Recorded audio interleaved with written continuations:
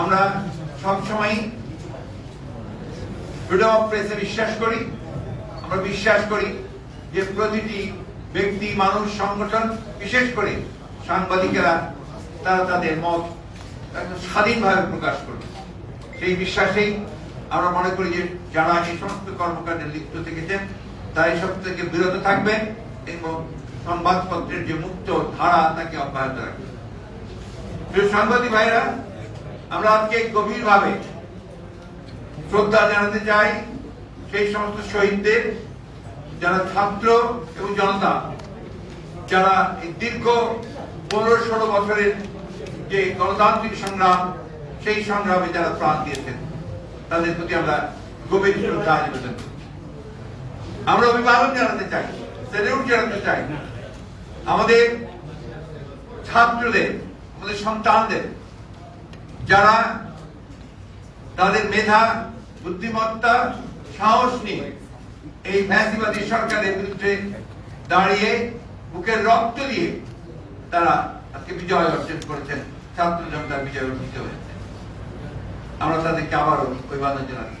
আমরা সকল রাজনৈতিক দল, সকল ব্যক্তি যারা এই সংগ্রামের সঙ্গে জড়িত ছিলেন, আছেন, পেশাজীবী, তাদের সকলকে আন্তরিকভাবে ধন্যবাদ এবং কৃতজ্ঞতা জানাচ্ছি এই আন্দোলনের শরীক হয়ে আজকে বিজয় অর্জন করবার জন্য। এই বিজয় অর্জন করা হয়েছে, আরো বড় দায়িত্ব রয়েছে এখন প্রতিটি মানুষের, প্রতিটি বাংলাদেশের, প্রতিটি স্বাধীনতা প্রিয় মানুষের, প্রতিটি নাগরিকের এই স্বাধীনতাকে সুসংগত করা। সেই স্বাধীনতাকে সুসংগত করা তখনই সম্ভব হবে যখন আমরা গণতান্ত্রিক প্রতিষ্ঠানগুলোকে প্রতিষ্ঠিত করতে পারবো, তাদের প্রাতিষ্ঠানিক রূপ দিতে পারবো। আর সেই জন্যই আজকে সবচেয়ে বেশি যেটা প্রয়োজন সেটা হচ্ছে ধৈর্য, সংযম এবং পরমত সহিষ্ণুতার জন্য নিজেকে তৈরি করা। আপনাদের কাছে অনুরোধ করব যে আজকে আপনাদের মাধ্যমে আমি এই বার্তা আমরা সারা দেশবাসীর কাছে পৌঁছে দিতে চাই যে এখন অ্যারোগেন্স, ভেঞ্জেন্স এগুলোর কোনো স্থান নেই। আপনার স্থান নেই কোনো প্রতিহিংসা বা প্রতিশোধ গ্রহণের। এখন যেটা প্রয়োজন, ধৈর্যের সঙ্গে পরিস্থিতি মোকাবেলা করে জনগণকে সংগত করে আপনার এই অর্জিত স্বাধীনতাকে সংহত করা, সুসংহত করা।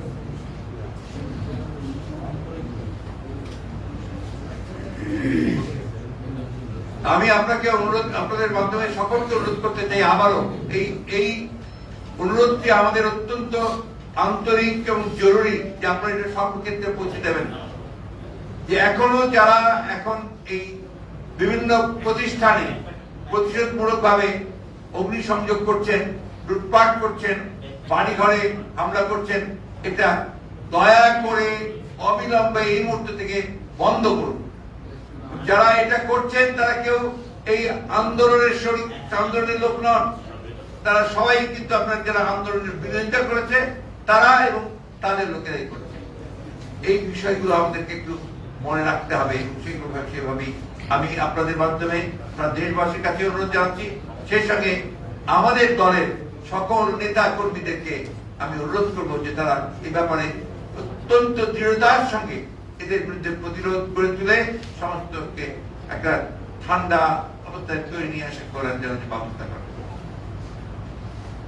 দ্বিতীয় জিনিসটা পরবর্তী যেটা অত্যন্ত জরুরি, আপনারা জানেন যে গতকাল আমাদেরকে রাষ্ট্রপতি ডেকেছিলেন বিভিন্ন রাজনৈতিক দলকে এবং সেনাপ্রধান, 3 বাহিনীর প্রধানরা সেখানে উপস্থিত ছিলেন, তারা ডেকেছিলেন। তাদের মাধ্যমে যে কথাবার্তাগুলো হয়েছে সে বিষয়গুলো আপনারা কালকে সবাই শুনেছেন। আবার আমি একটু রিপিট করতে চাই যে সেখানে শহীদদের জন্য দোয়া করা হয়েছে এবং তাদের পরিবারদেরকে যথাযথ আপনার ক্ষতিপূরণ দেওয়ার জন্য তারা অঙ্গীকার করেছেন। রাষ্ট্রপতি অঙ্গীকার করেছেন যে যেহেতু শেখ হাসিনা পদত্যাগ করে পালিয়ে গেছে, সেই কারণে এখন শেখ হাসিনার ক্যাবিনেট পুরোপুরি ভাবে আপনার বিলুপ্ত হয়ে গেছে এবং এই সংসদের যেটা একটা দামি সংসদ, যারা বিনা ভোটে নির্বাচিত, তার উপরে এখন এই মুহূর্তে কোনো কার্যকারিতা নেই। সুতরাং এটাকে 24 ঘন্টার মধ্যে ভেঙে দিয়ে একটা ইন্টারিম গভর্নমেন্ট বলেন বা একটা নিরপেক্ষ সরকার বলেন তা গঠন করা হবে এবং তাকে 3 মাসের মধ্যে তারা নির্বাচন করে তারা নির্বাচিত সরকারের কাছে ক্ষমতা হস্তান্তর করে। এই জিনিসগুলো আমি আবারও সঙ্গে আপনার দৃঢ়তার সঙ্গে বলতে চাই যে 24 ঘন্টার মধ্যেই এই কাজগুলো সমাধান করতে হবে। আমি রাষ্ট্রপতির কাছে আহ্বান জানাচ্ছি, কাল বিলম্ব না করে আপনি আজকে এর মধ্যেই 24 ঘন্টা প্রায় হয়ে যাচ্ছে, সেটার মধ্যেই আপনি দয়া করে এটাকে অবিলম্বে এই পার্লামেন্টকে ভেঙে দিয়ে আপনার একটা অন্তর্বর্তীকালীন নিরপেক্ষ সরকার গঠন করুন। অন্যথায় দেশে আবার রাজনৈতিক শূন্যতা দেখা দিতে পারে। আমি ধন্যবাদ জানাতে চাই আমাদের দেশপ্রেমিক সশস্ত্র বাহিনীকে। তারা যে ভূমিকা রেখেছেন, তারা নিঃসন্দেহে এই দেশের রক্ষার্থে, তার স্বাধীনতার সমস্ত রক্ষার্থে তারা আবার তাদের একটা ঐতিহাসিক ভূমিকা পালন করেছে। সেটাকে সুদৃঢ় করতে হবে, সেই জন্য জনগণের সমস্ত তাদের প্রয়োজন রয়েছে। আমি তাদের প্রতি আহ্বান জানাবো যে আপনারা অতি দ্রুত আপনাদের সেই দায়িত্ব পালন করবেন দৃঢ়তার সঙ্গে। এবং আপনাকে যেটা আমরা আগেও বলেছি, আবারও বলছি যে রাষ্ট্রপতি এবং সশস্ত্র বাহিনীর প্রধানেরা তারা সবাই একমত হয়েছেন যে তারা অবিলম্বে তারা দেশনেত্রী বেগম খালেদা জিয়ার মুক্তি দেবেন এবং সেই সঙ্গে আমাদের যারা এই আন্দোলন চলাকালীন সময়ে মিথ্যা মামলায় যাদেরকে আটক করা হয়েছে তাদের সকলকে মুক্তি দেওয়া হবে। একই সঙ্গে অন্যান্য যে সমস্ত মিথ্যা মামলা দীর্ঘকাল ধরে আমাদের যে সমস্ত রাজনৈতিক ভাবে আপনার সাজা দিয়ে আটক করা হয়েছে তাদেরকেও মুক্তি দেওয়ার সমস্ত প্রক্রিয়া তারা চূড়ান্ত করবেন, এগুলো তাদের কমিটমেন্ট। সুতরাং আমরা আশা করব এই বিষয়গুলো দ্রুততার সঙ্গে হবে।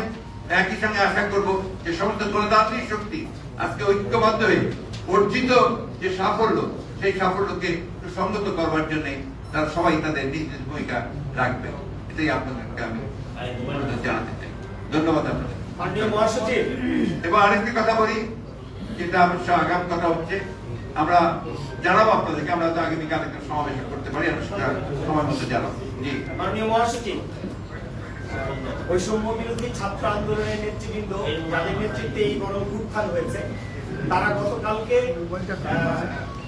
সংবাদ সম্মেলনের মাধ্যমে বা গণমাধ্যমে তাদের বার্তা পাঠিয়েছেন। সেটা হচ্ছে তারা অন্তর্বর্তী সরকারের প্রধান হিসেবে ডক্টর মোহাম্মদ ইউনূস সাহেবের নাম প্রস্তাব করেছেন। আপনারা এটাকে সমর্থন করেন কিনা? আমাদের এটা সমর্থন করার ব্যাপারটা তো ব্যাপার না, ব্যাপারটা হচ্ছে যে আমরা যখনই প্রেসিডেন্ট আমাদের কাছে প্রস্তাব দেবেন আপনার এই অন্তর্বর্তী সরকারের নামের জন্য, আমরা সেই সময় তাদেরকে প্রেসিডেন্টের নাম দেব। কারণ এখানে শেষ করি, কারণ এখানে এখন constitutional head of state is the president.